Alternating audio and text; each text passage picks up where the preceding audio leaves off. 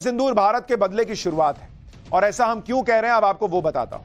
Operation सिंदूर के बाद सेना और सरकार की तरफ से जो प्रेस कॉन्फ्रेंस हुई उसमें एक बहुत बड़ा छिपा हुआ मैसेज था।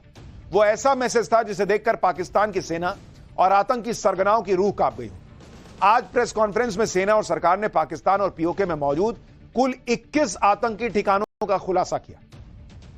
इन आतंकी ठिकानों की लोकेशन तक मैप पर दिखाई सेना ने। और सबसे बड़ी बात, आप ध्यान दीजिए, सेना ने 21 आतंकी ठिकाने दिखाए, लेकिन ऑपरेशन अभी 9 ठिकानों पर ही हुआ है। लेकिन अभी इसका मतलब यह है कि 12 ठिकाने बचे हुए हैं। दुनिया के सामने इन 12 ठिकानों की लोकेशन दिखाकर भारत ने ऐलान कर दिया कि हमें पाकिस्तान के एक एक आतंकी ठिकाने का पता है और जब चाहें जैसे चाहें भारत आतंकी ठिकानों को नेस्तनाबूद कर सकता है।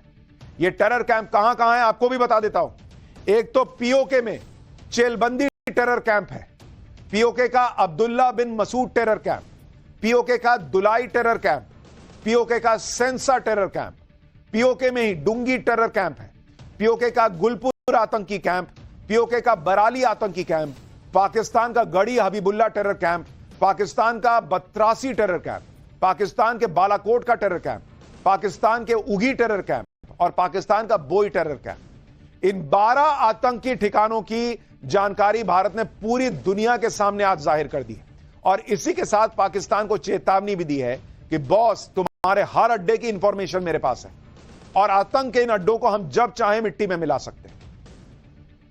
यानी पीएम मोदी और इंडियन फोर्सेस शांत नहीं बैठने वाले हैं, ऐसा लग रहा है। पाकिस्तान के खिलाफ आगे भी एक्शन हो सकता है क्योंकि ऑपरेशन सिंदूर से 2 बातें पानी की तरह क्लियर हो गई। पहला तो यह कि भारत की प्लानिंग और स्ट्रैटेजी का कोई तोड़ नहीं। दूसरा यह कि पाकिस्तान का एयर डिफेंस सिस्टम 2 कौड़ी का है। आप देखिए, भारत के हमले के डर से पाकिस्तान का डिफेंस सिस्टम पूरी तरह से एक्टिव था।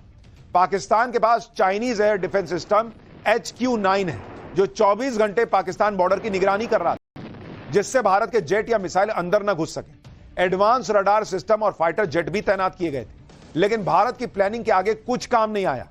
भारत की प्लानिंग ऐसी थी कि पाकिस्तान चीन के सभी advance defence system, fighter jet और हथियार खाली डब्बा साबित हुए।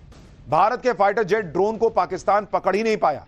चाइनीज डिफेंस सिस्टम ट्रेस ही नहीं कर पाया कि भारत के जो हथियार है वो अंदर घुस रहे हैं। भारत ने ऐसे हथियार चुने जिन्हें ट्रेस और ट्रैक करना बहुत मुश्किल था। भारत ने 200 किलोमीटर से ज्यादा की ऑपरेशनल रेंज में अटैक किया। पीओके और पाकिस्तान में एंट्री के बेहद खास एंट्री पॉइंट सेलेक्ट किया।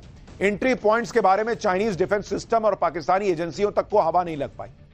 यानी मैं कह तो रहा हूं, यह इतना बड़ा अटैक है कि सबको पता था कि भारत ठोकेगा और फिर भी भारत ने ठोक दिया। उनका पूरा एयर डिफेंस सिस्टम हाथ पे हाथ धरे बैठा रह गया और भारत ठोक के चला आया।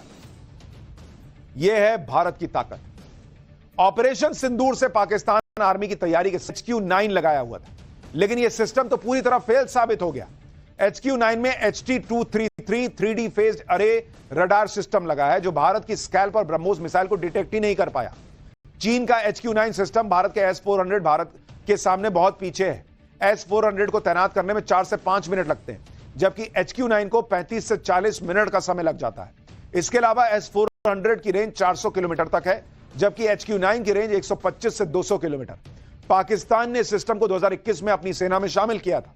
भारत के फाइटर जेट्स और मिसाइल को पकड़ सके उसकी कोशिश ये थी, लेकिन यह सिस्टम भी 2 कौड़ी का साबित हुआ। यानी पाकिस्तान के गाल पर करारा तमाचा लगा है, लेकिन उसको देखती रह गई। लेकिन पाकिस्तान अपने लोगों को खुश करने के लिए झूठ फैला रहा है कि उसने भी भारत के फाइटर प्लेन पर हमला किया। अब ये तस्वीरें देखिए, इसमें पाकिस्तान ने दावा किया है कि पाकिस्तान की सेना ने बहावलपुर के पास एक भारतीय राफेल विमान को मार गिराया, लेकिन भारत की PIB फैक्ट चेक ने इस दावे को खारिज कर दिया।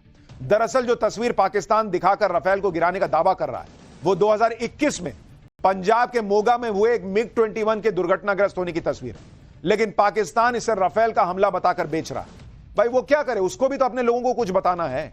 एक तो लपड़ खाया है, कुछ कर नहीं पा रहा भारत का, क्या बोलेगा कि हम भाई मार खा के रह गए, तो कह रहा हमने ये गिरा दिया, हमने वो गिरा दिया। एक और तस्वीर देखिए, इसमें दावा किया गया है कि पाकिस्तान एयरफोर्स ने श्रीनगर एयरबेस को निशाना बनाया। इसमें श्रीनगर एयरबेस तबाह कर दिया गया, लेकिन सच्चाई यह है कि यह 2024 की पाकिस्तान के खैबर पख्तूनख्वा की तस्वीर है। जनवरी 2024 में पाकिस्तान इस इलाके में दंगे हुए थे, जिसमें एक बिल्डिंग को आग लगा दी गई थी। लेकिन इसका एयर स्ट्राइक से कोई लेना देना नहीं। और यही तस्वीरें बता रही हैं कि पाकिस्तान कुछ नहीं कर पाया क्योंकि उसको झूठ फैलाना पड़ रहा है। भाई भारत ने तो जो किया उसका खुला सबूत है, तुम दिखाओ ना खुला सबूत, झूठ क्यों फैला रहे हो? पाकिस्तान यह भी झूठ फैला रहा है कि पाकिस्तान एयरफोर्स ने एक मिसाइल हमले में भारतीय ब्रिगेड के हेडक्वार्टर को ही उड़ा दिया। यह दावा भी पूरी तरह से झूठा और मनगढ़ंत निकला। यह भी पाकिस्तान में हुए सांप्रदायिक दंगों की पुरानी तस्वीर निकली। यह है पाकिस्तान की हालत। और अगर पाकिस्तान में कुछ गिरा है तो वो गिरा है पाकिस्तान का चाइनीज विमान JF-17।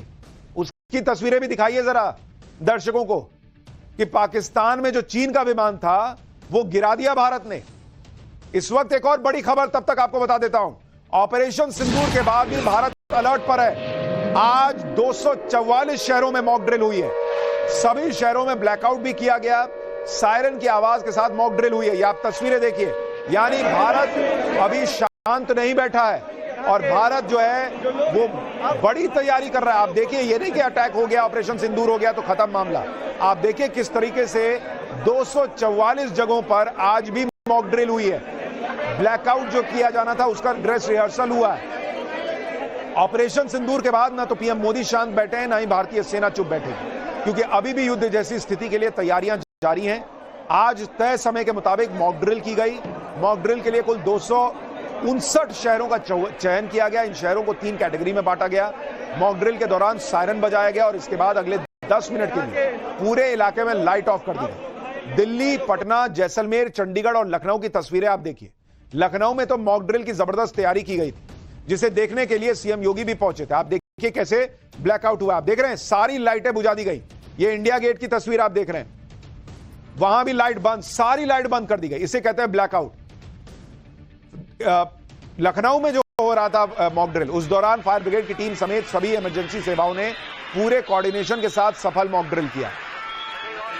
पाकिस्तान की यह हालत है कि अपनी बेइज्जती को छुपाने के लिए वहां पीएम से लेकर मंत्री और बड़े बड़े पत्रकार झूठ फैला रहे हैं। पाकिस्तान के मशहूर टीवी पत्रकार हामिद मीर ने ट्वीट किया कि भारत की सरकार ने कंफर्म किया है कि उनके 3 फाइटर जेट्स गिराए गए।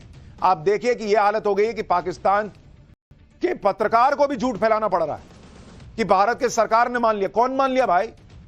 तुम किससे बात कर लिए? होनोलुलु में किसी से बात किए हो क्या?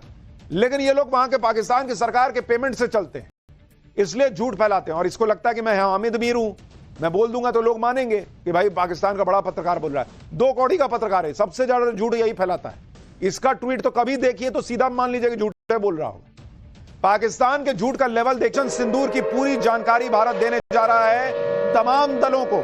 यानी नरेंद्र मोदी अपने हिस्से का हर काम परफेक्टली करते जा रहे हैं। ऑपरेशन सिंदूर के बाद दुनिया भर में जिन जिन को बताना था बता दिया, कह दिया कि ये कुछ करेगा पाकिस्तान को समझा लो तो अभी और मारेंगे। दूसरा, यहां जो जितने राजनीतिक दल हैं उनके लिए सर्वदलीय बैठक बुलाई गई है और सरकार ने कहा कि आपको भी जानकारी देंगे। इससे पहले आज प्रधानमंत्री ने राष्ट्रपति से मिलकर उनको पूरी जानकारी दी थी कि भाई ऑपरेशन हो गया है। भारतीय सेना के पराक्रम पर पूरा देश गर्व कर रहा है। हर तरफ सेना के शौर्य की चर्चा हो रही है। रक्षा मंत्री राजनाथ सिंह ने कहा कि जो हाल हनुमान जी ने अशोक वाटिका का किया था, वही हाल भारतीय सेना ने पाकिस्तान का कर दिया है। सुनिए भारत के रक्षा मंत्री को भी। मित्रों, हमने हनुमान जी के उस आदर्श का पालन किया है जो उन्होंने अशोक वाटिका उजाड़ते समय किया था। ये न मोहि मारा, तीन मोहि मारे। हमने केवल उन्हीं को मारा जिन्होंने हमारे मासूमों को मारा।